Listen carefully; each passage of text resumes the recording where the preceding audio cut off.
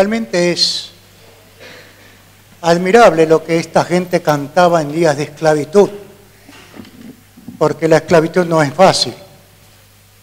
Ellos estaban bajo la esclavitud de algunas personas que los compraban, los utilizaban como herramientas para sus tareas de todos los días. Y el esclavo no tenía derecho a nada, solamente tenía que trabajar. A duras penas se le daba de comer y algo de vestir para que pudiera hacer el trabajo. Hoy en día hay otros que están esclavos de pasiones y vicios y que tampoco es fácil salir. Estos hombres y mujeres que habían puesto su fe en Jesucristo cantaban alabanzas porque sabían que en algún momento el Señor volvería a buscarlos. Ahora mi pregunta es, mis hermanos, nosotros que no estamos bajo servidumbre, hemos sido libertados por Jesucristo, ¿estamos esperando ese día cuando Él venga? Porque Él vendrá. No sabemos el día, ni la hora, ni de qué manera, pero que va a venir, va a venir. Eso es lo que la Biblia enseña de muchas maneras, en muchos lugares de sus páginas. Jesús vendrá otra vez. Y esta vez no ya como un niño, no ya como un cordero manso que se deja clavar en una cruz, sino como rey y como juez. Así que tenemos que estar atentos a lo que Él va a hacer. Y como decía recién la canción, ¿estás listo? ¿Estás listo, mi hermano? ¿Por qué vamos a hablar de estos temas que no necesariamente tenía que haber sido ahora? Piensan algunos. Pero mirando un poquito el panorama internacional, veo que es un tema muy urgente. Si ponemos nuestra mirada en el Medio Oriente, lo que nosotros conocemos como Israel, Palestina, Siria, toda esa zona, es un polvorín que en cualquier momento puede estallar. Unos los bombardean a otros y los otros responden y bueno, generalmente paga aquel que no tiene nada que ver en la cosa, pero hay muchos muertos, hermanos. Hay muchas familias destrozadas, viviendas destrozadas por la maldad humana. Y esto es obra de Satanás. Esto es obra de Satanás que pone rencor, que pone odio en el corazón de unos contra otros. Por eso, en esta mañana, yo quiero alentar a mis hermanos, los creyentes en Jesucristo, que sepan esto, palabra de Jesús, la maldad aumentará. La maldad está aumentando aceleradamente en todo el planeta, en todo país. No hay un solo lugar donde haya paz. Y cuando aparentemente hay paz, porque no hay guerra, digamos a nivel nacional o jurisdiccional, hay violencia en los hogares, porque hay violencia en el corazón, porque cuando en el corazón no hay paz de Dios, hay violencia, hay odio, hay rencor. Entonces, mis hermanos, nosotros los cristianos en Cristo Jesús, los de que hemos puesto nuestra fe en Él, los que estamos caminando con Él todos los días, tenemos que tener una palabra para aquellas personas que están a nuestro alrededor los días de la semana, que están trabajando con nosotros o están estudiando con nosotros o van viajando con nosotros a un lado al otro y surge la pregunta, ¿por qué tanta violencia? Jesús nos dijo, no se asombren, la maldad va a aumentar y estamos viviendo esos tiempos peligrosos. Si usted toma las cartas del apóstol Pablo a Timoteo, nos va a hablar acerca del carácter de los hombres en los últimos tiempos. Y una cosa que sobresale ahí es, no habrá afecto natural. Y hoy, mis hermanos, ustedes saben muy bien que a una persona lo matan por 2 pesos o por menos. Estamos en un tiempo de mucha violencia, droga, delincuencia y todo lo demás. Y como cristianos no podemos ser ajenos a eso. Por eso cuando la gente nos pregunta, ¿y dónde está Dios?, tengamos una respuesta, pero una respuesta bíblica, no una respuesta que cualquiera que está por ahí lo dice en televisión y ya recorre todo el país. No, una respuesta certera de alguien que sabe porque el único que sabe el futuro se llama Jesucristo. Y es aquel a quien nosotros le hemos entregado la vida. Y Él nos transformó y nos dio paz. Y podemos enfrentar estos tiempos turbulentos en paz. En cierta oportunidad a una persona se le dijo, por favor, ¿podría usted pintar lo que significa la paz? Un tema difícil. ¿Qué hizo este hombre? Se puso a pensar, pero se puso a orar. ¿Saben lo que pintó? Una tempestad en medio de una isla, un mar violento, y sin embargo en medio de todo eso un pajarillo allí que estaba cantando. Paz. A pesar de la tormenta. Y nosotros estamos viviendo en una ciudad que se ha puesto muy violenta. Unos años atrás, Buenos Aires no era así. Durante los meses de verano la gente salía afuera a tomar mate, a conversar con su vecino. Hoy en día casi ni se conoce con su vecino. Y ni hablar de salir a tomar mate, más bien estamos detrás de las rejas, parecemos delincuentes que están detrás de las rejas y los delincuentes están sueltos en la calle. Las cosas se han dado vuelta, la maldad está aumentando. Pero también, hermanos, hay otro peligro, un peligro del consumismo. Estamos en un tiempo donde todo es fácil comprar. Compra en 18 cuotas, compra en 24 cuotas, compra en 60 cuotas sin interés, esto que el otro, y entramos en ese rodaje. Yo quiero que veamos algunas cosas. Primeramente, hay cosas necesarias para la vida que las necesitamos.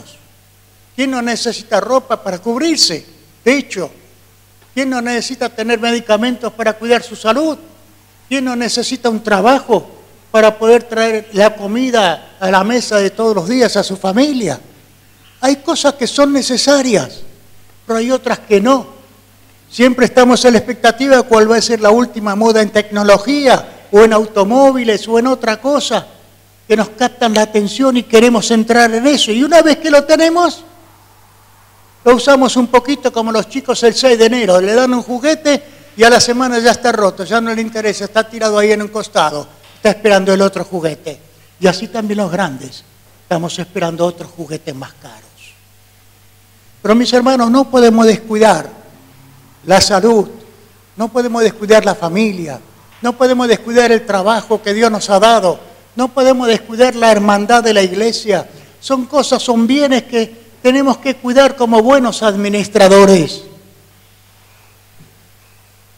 Pero no caigamos en la vuelta de cambiar necesidad por codicia. Porque cuando compramos cosas que no vamos a necesitar, ¿para qué las compramos? Los bienes materiales de este mundo son necesarios y se cumplen su propósito cuando los ponemos al servicio del Señor. Sea una casa amplia para cuando viene alguien, algún hermano del interior para poder hospedarlo, sea un automóvil para poder trasladar a los hermanos que les cuesta caminar, para lo que fuere, sea que uno pueda tener un poco de dinero para ayudar a aquel que está necesitado, sea que uno tiene algún oficio para ayudar a aquel otro que por alguna razón no puede hacer frente a las cosas de su vida, de su casa. Y así, mis hermanos, son cosas que son buenas, pero puestas en las manos del Señor pueden ser muy buenas para bendecir a aquel que está en necesidad. Recordemos una cosa, la palabra de Dios siempre nos ubica, siempre nos equilibra. En este mundo que estamos bombardeados por tantas empresas que quieren vender y vender y vender, aunque a uno no le haga falta, uno a veces cae también en eso. Pero pensemos un poquito, ¿cómo el Señor nos ubica? Por ejemplo, las palabras de Jesús.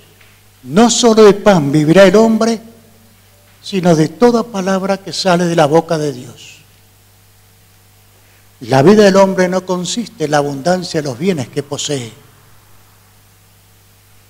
¿De qué le vale al hombre ganar todo el mundo si pierde su alma?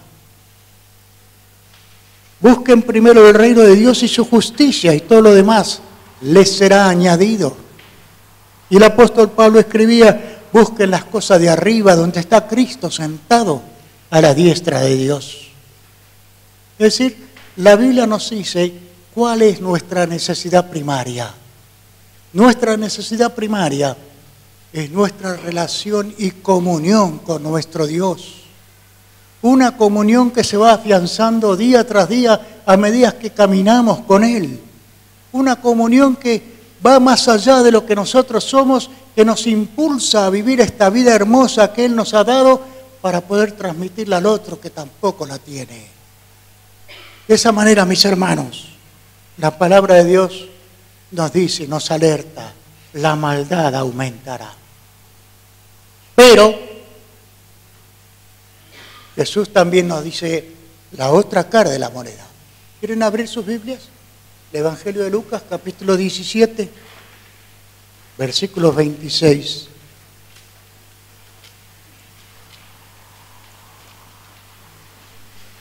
Al final.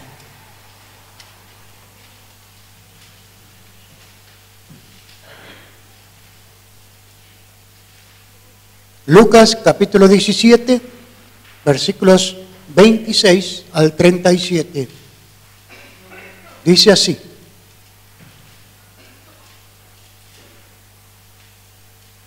Como fue en los días de Noé, así también serán los días del Hijo del Hombre. Comían, bebían, se casaban y se daban en casamiento, hasta el día en que entró Noé en el arca, y vino el diluvio y los destruyó a todos.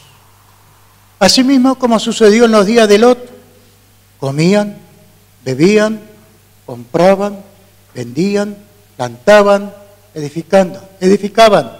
Mas el día en que Lot salió de Sodoma, llovió del cielo fuego y azufre y lo destruyó a todos. Así será el día en que el Hijo del Hombre se manifieste. En aquel día el que esté en la azotea y sus bienes en casa, no descienda a tomarlos, y el que en el campo a sí mismo no vuelva atrás. Acordaos de la mujer de Lot. Todo el que procure salvar su vida la perderá, y todo el que la pierde la salvará. Os digo que en aquella noche estarán dos en una cama, el uno será tomado y el otro será dejado. Dos mujeres estarán muriendo juntas, la una será tomada y la otra dejada. Dos estarán en el campo, el uno será tomado y el otro dejado. Respondiendo le dijeron, ¿dónde, Señor? Él le dijo con un proverbio que se utilizaba, donde estuviera el cuerpo, allí se juntarán también las águilas o los buitres. Veamos un poquito el juicio de Dios en días de Noé. Dios envió un diluvio por causa de la maldad humana. Lo mismo que le acabo de decir que está sucediendo hoy, sucedió allá lejos y hace tiempo. El primer gran juicio de Dios sobre toda la humanidad. ¿Por qué fue necesario el diluvio? Porque dice la Escritura, en el capítulo 6 de Génesis, que la maldad del hombre también aumentaba, como está aumentando hoy, y que todo pensamiento del hombre era solamente el mal. ¿Recuerdan ustedes que había hombres que descendientes de Set, el tercer hijo de Adán, eran hombres de Dios, entre ellos Enoc, por ejemplo, alguien que caminó con Dios y Dios se lo llevó con él. Alguien como Noé también, del cual vamos a hablar ahora. Y Dios, a pesar de ellos, vio la otra parte, los hijos de Caín, que eran cada vez más, y la maldad iba aumentando. Mis queridos hermanos, cuando Dios decimos que tiene la mano pesada, acá tenemos la prueba. Muchos dirán, pero no, Dios es que es tan bueno, al final nos va a perdonar a todos. Qué mentira tan grande del diablo. Qué mentira tan grande. Porque vamos a ver nosotros ahora. Cuando Dios le dice a Noé que tiene que preparar un arca, les da las dimensiones, les da que tiene que tener 3 pisos, Y dice que tiene que tener una ventana, que tiene que preparar los compartimientos para los animales. Y todo eso, mis hermanos, le iba a llevar un tiempo. Y el tiempo que le demandó a Noé preparar esa arca, 120 años, es el plazo que Dios está dando a la humanidad de ese tiempo, que al cabo de esos 120 años vendrá el diluvio. Pero piensen esto, ¿qué era el diluvio? El diluvio era lluvia. El mundo entonces no conocía la lluvia. Nunca había llovido. La palabra de Dios dice que salía un vapor del piso, del suelo, que era el que regaba la tierra. No sabían lo que era la lluvia. Y además, si era un navío para andar en el agua, ¿por qué lo hacía en pleno campo? ¿Por qué no lo hacía a la orilla del mar? No, él lo estaba haciendo ahí en pleno campo.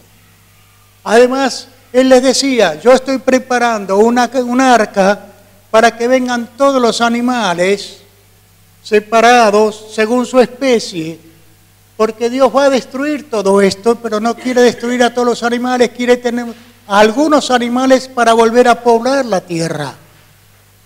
Y quiere también tener hombres y mujeres para volver a poblar la tierra, pero que tienen que tener una condición, tienen que ser rectos en su forma de vida. La maldad no iba a entrar en el arca, porque Dios le dice a Noé, solamente a ti he encontrado justo de entre todos los hombres. Solamente Noé. No sabemos la cantidad de gente que vivía en ese tiempo, pero habrán sido miles seguramente. Y solamente Dios eligió a este hombre. Y por causa de él, sus hijos, su esposa y las esposas de sus hijos. 8 personas, nada más. 8 personas de entre miles. Presten atención a esto, mis hermanos. En estos días se está dando la película Noé. Nada que ver con el relato bíblico. Días pasados me lo estaba contando así a grandes rasgos uno de mis hijos. Y decía que una de las cosas que habían sucedido que Caín también se metió en el arca. Caín ya habría muerto hace rato. Lo que llama la atención es cómo la gente le presta atención a las novelas y no le presta la atención a la verdad que está en la Escritura. Me han dado un libro así, que estuve leyendo un poquito acerca de la vida de Jesús, pero de un punto de vista nada que ver con lo que la Escritura dice. Nos muestra un poquito cómo era Jesús, cómo se relacionaba con la gente y todo lo demás, y están ahí como si fuera, vaya a saber, el último bestseller, lo mejor que se ha escrito, y resulta que están prestando atención a una novela, una imaginación de un ser humano que dice que tomó un navío y se trasladó en el tiempo para atrás. Cuando la Biblia nos está diciendo la realidad de lo que fue el tiempo de Jesús aquí en la tierra, pero no leen la Biblia. Prefieren, digamos, entretenerse con novelas, porque es más fácil, porque la novela no tiene demandas. La Biblia sí. Por eso cuando Dios llama a Noé, le dice, de entre toda la humanidad solamente a vos te he encontrado como justo ante mis ojos. Dice la Biblia que Noé halló gracia ante los ojos de Dios.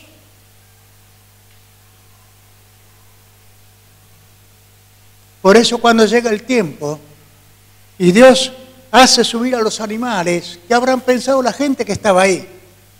No había látigo, no había domadores para traer las fieras y todo lo demás. Siguieron subiendo mansamente y cada uno en su lugar. Y finalmente Dios le dice, ahora puedes subir vos y tus hijos y sus familias. Y cuando ellos subieron, Dios cerró la puerta. No fue Noé para que nadie la pudiera abrir. Dios cerró la puerta. El tiempo de la gracia para esa gente se había terminado. Solo se salvaron 8 personas. ¿Por qué? Por causa de su fe. Mira ustedes qué importante que es tener fe en el Dios que nunca miente, en el Dios que nos dice que debemos vivir bien delante de Él, haciendo buena letra, hablando mal y pronto, conforme a su palabra, no conforme a las novelas o películas que nos puedan presentar. Lea la palabra, mi hermano, y va a tener siempre algo para decir a aquel que le pregunte, ¿y qué dice Dios acerca de esto que está pasando? Y mira, en la Biblia dice esto, esto, esto y esto, pero tenemos que leerla, tenemos que saber lo que dice para tener una respuesta cierta. Y no dejarnos llevar por lo que a nosotros nos parece o por lo que les han contado otros. El Señor Jesús nos dice que fue cierto porque Él no miente y Él está contando lo que pasó. Y más todavía nos dice, aún aquellos que a veces dudan de entre los cristianos, llamados cristianos, no sé si lo serán, porque si dudas de la palabra de Dios, no sé qué puedes tener de cristiano. Mi querido hermano, la palabra de Dios no miente. La maldad aumentará. Lo estamos viendo, lo estamos viviendo. Ya otra generación lo había vivido en tiempo de Noé y fue destruida por causa de la maldad. Dios tiene una paciencia, pero un límite también a su paciencia. Y podamos decir nosotros a aquellos que nos rodean todos los días de la semana, hay que volverse a Dios, porque el tiempo de la gracia puede acabarse en cualquier momento. No sabemos cuándo, solamente Dios lo sabe, pero que se va a acabar en algún momento, sí. Y nosotros como creyentes en Jesucristo, como discípulos de Jesús, tenemos que estar seguros de dónde estamos plantados. La otra cosa que nos dice este relato que hemos leído, el juicio de Dios en día de Lot sobre Sodoma y Gomorra, algo parecido, parecía otra vez la repetición de la misma película, pero esta vez en lugar de ser universal, simplemente en aquella zona llamada la Pentápolis, porque había 5 ciudades, entre ellas Sodoma y Gomorra. ¿Cómo fue que Lot fue a parar a ese lugar? ¿Ustedes recuerdan la historia? Si han leído la Biblia tienen que saberla. Los rebaños de Lot y los de Abraham comenzaron a discutir porque había pocos pastos y los rebaños eran muchos. Entonces Abraham sabiamente le dijo, no es bueno que estemos peleando entre nosotros. Elegí cualquier lugar de esta tierra y si vos para la derecha yo iré para la izquierda. Y Lot estuvo mirando y vio ahí una llanura fértil. Dijo, me voy para allá. Muy bien. ¿Qué hizo Abraham? Se quedó en un lugar montañoso, árido. Pero se quedó con la bendición de Dios. No se dejó llevar por la vista de sus ojos. Tenía la fe bien plantada en ese Dios que le dijo, esta tierra te la voy a dar a vos y a tu descendencia. Y él se quedó allí. 100 años vivió en esa tierra. En tiendas, no en edificios, no en una casa de material, en carpas. 100 años. Mientras que el otro se fue allá. Pero nos dice la Escritura también que poco a poco fue acercando sus tiendas hasta la ciudad de Sodoma. Hasta que finalmente compró una casa allí. Era rico, tenía mucho ganado, podía hacerlo, estaba en una muy buena posición. Pero un día, Dios pasando por la tienda de Abraham, le dice que al cabo de un año va a tener un hijo que pondrá por nombre Isaac. Pero también le dice a Abraham allá, ¿por qué vino aparte de eso? Iba camino a Sodoma para ver si la maldad de esa ciudad estaba clamando a él a ver si allá había llegado al colmo. Y ustedes conocen la historia. Mientras Abraham se queda hablando ahí con Dios, 2 ángeles van camino a Sodoma. Y ahí sucede lo que ustedes saben. Los hombres de Sodoma y Gomorra quisieron practicar la homosexualidad con estos hombres, pensando que eran hombres sin saber que eran ángeles. Pero yo quiero no parar tanto en eso, sino en lo que pasó mientras Abraham está hablando con Dios. Cuando Dios le cuenta a Abraham lo que va a hacer, comienza una de las oraciones más hermosas de toda la Biblia. Una oración que nosotros tendríamos que volver a reeditar y vivir y practicar. ¿Se acuerdan? Si hubiere 50 justos, ¿destruirás la ciudad a pesar de sus 50 justos?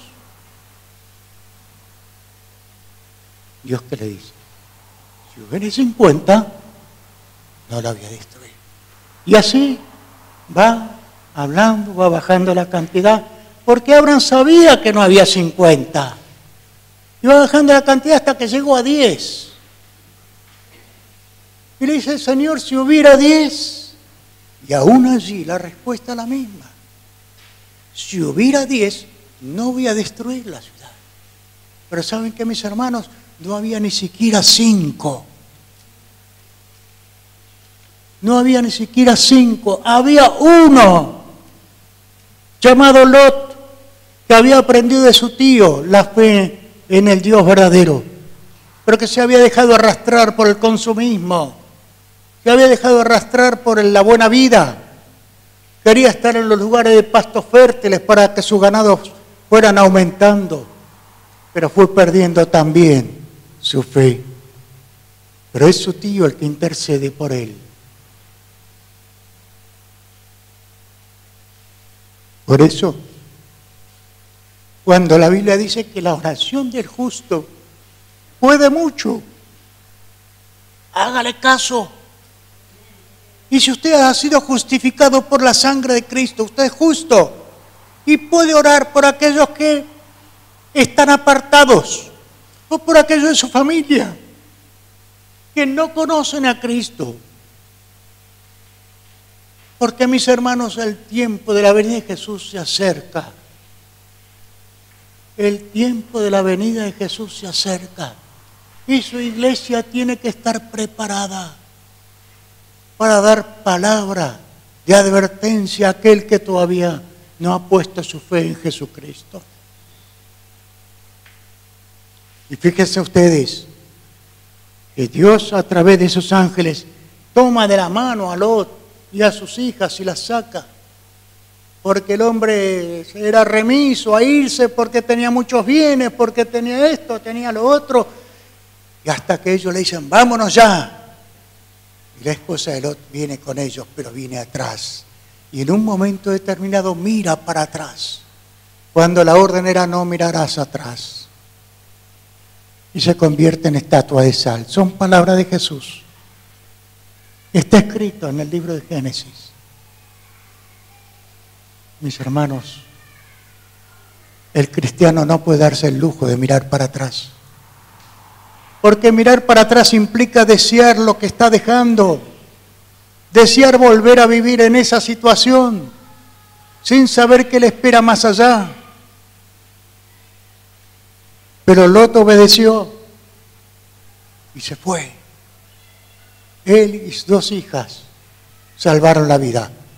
Sodoma y Gomorra, dice Jesús, fue destruida por fuego y azufre esa misma noche. La vida seguía como siempre. La gente se dedicaba al comercio, los que estaban de novios se casaban, los que estarían estudiando se graduaban. Toda la vida siguió igual, pero un buen momento Dios dijo basta. Y eso solamente lo sabe Él. ¿Cuándo Dios dirá otra vez basta y vendrá a buscar a su iglesia? No lo sabemos. ¿Cómo va a ser eso de que vendrá a buscar a su iglesia? Y Jesús nos da 3 ejemplos. Ustedes saben muy bien cómo cuando en una parte del planeta es de noche, en el otro es de día, y en el otro es a la tarde. Jesús nos da esos ejemplos. Dice, en una noche estarán 2 en una cama, un matrimonio. Uno será creyente y el otro no. Uno será discípulo de Jesús y el otro no. ¿Por qué? Porque dice que uno será tomado, será arrebatado por el Señor, pero el otro será dejado. A pesar del mucho amor que se pudieran tener, fueron separados, porque ya estaban separados a causa de su fe. Vivían juntos, dormían juntos, pero no eran del mismo reino. Cuidado. Y esto especialmente para los jóvenes. ¿A quién eliges para ser tu compañero o tu compañera de la vida?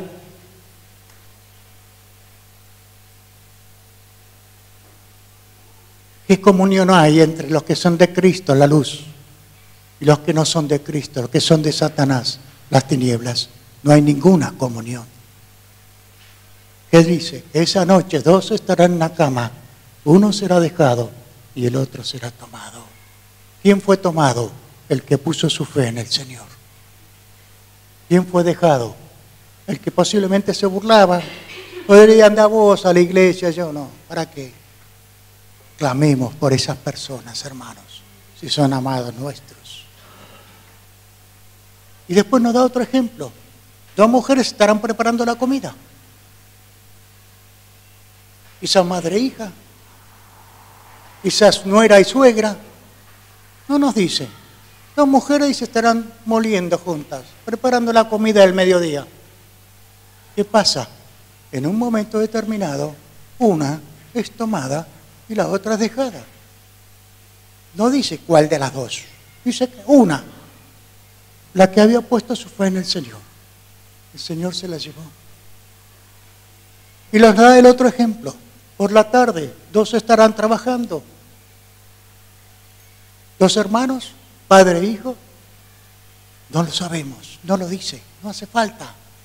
Dice que estarán trabajando juntos, pero uno será tomado por el Señor y el otro será dejado. ¿Qué significa todo esto, mis hermanos? Que así como en el tiempo de Noé hubo un arca para aquellos que confiaron en la palabra de Dios, y así como en el tiempo de Lot hubo alguien que intercedió para que aquel otro que había sido de la fe pudiera volver otra vez a la fe y ser salvo,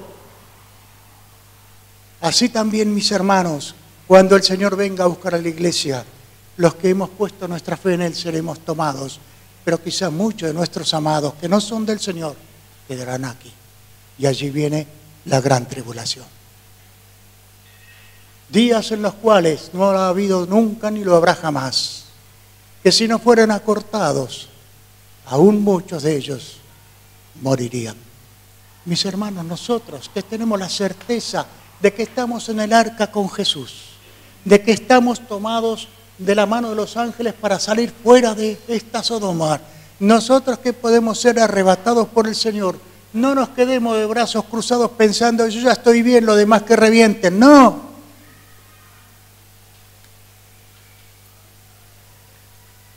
Tenemos que hablar y vivir esa fe. De otra manera, cuidadito.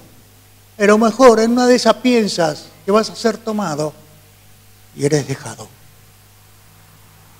Hay que estar seguro de la fe. Y no solamente de la fe acá, de la fe acá, en el corazón, pero una fe que nos lleve a la vivencia. Que aunque se ríen de nosotros, como se deben haber reído de Noé durante esos 120 años, él siguió allí preparando el arca según la palabra de Dios. Y yo tengo que seguir preparando mi corazón para estar afinado con el Señor, en sintonía con Él, en comunión con Él, íntima, profunda de cada día, para no desviarme yo también del camino. Porque el diablo es muy sutil. Sus trampas son muy grandes y nosotros somos muy incrédulos. Por eso, mis hermanos, debemos estar bien tomados de la mano del Señor, puesto nuestra fe en Él, pero viviendo esa fe que Él plantó en nuestros corazones. Vivirla todos los días, de tal manera que aquel que está a nuestro lado pueda sentirse impactado por nuestra forma de vida. Aunque se burlen, seamos fieles. Esto, mis hermanos, es lo que yo tenía para decir hoy. Pero con la última pregunta termino. ¿Estás preparado? Estamos esperando ahora el desenlace de la Copa Mundial. No sabemos en qué momento vendrá el Señor. Pero muchos se están preparando para ver ese evento. Y yo digo, ¿y para este otro evento estamos preparados? Para pensar, para meditar y tomar decisiones concretas. Señor, acá estoy. Quiero serte fiel a pesar de todas las circunstancias adversas. Quiero serte fiel en mi trabajo, en mi casa, en mi iglesia, en la calle, donde fuere. Ayúdame a no soltarme de tu mano, porque yo quiero estar contigo. ¿Oramos?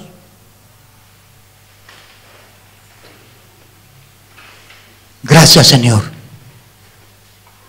Gracias porque tu palabra siempre nos ubica Gracias porque tu palabra es real, es verdadera y no miente. Ayúdanos, Señor, a serte fieles, como tú lo eres con nosotros todos los días, proveyendo a nuestras necesidades materiales, emocionales, espirituales. Todas nuestras necesidades son cubiertas por ti, Señor. Gracias, porque no hay otro que se ocupe como tú. Aún de aquellas cosas que a nosotros se nos escapan, tú estás allí en los detalles. Gracias por tu iglesia, Señor, que quiere serte fiel. Y te rogamos por cada uno de los aquí presentes, que el día que tú vengas a buscarnos, podamos ser tomados por ti para estar contigo para siempre. Pero queremos, Señor, que aquellos de nuestros seres amados que todavía no son tuyos, aquellos, Señor, que una vez dijeron sí, quiero serte fiel, y luego se apartaron, queremos, Señor, que ellos vuelvan, unos arrepentidos por su pecado, los otros arrepentidos porque te vivieron de espaldas a vos. Unos y otros sean también tomados juntamente con nosotros para que estemos contigo en la gloria. Señor, ten misericordia de nosotros y ten misericordia de este nuestro país, que tanto se está alejando de ti, para que vuelva otra vez a serte fiel. En el nombre de Jesús.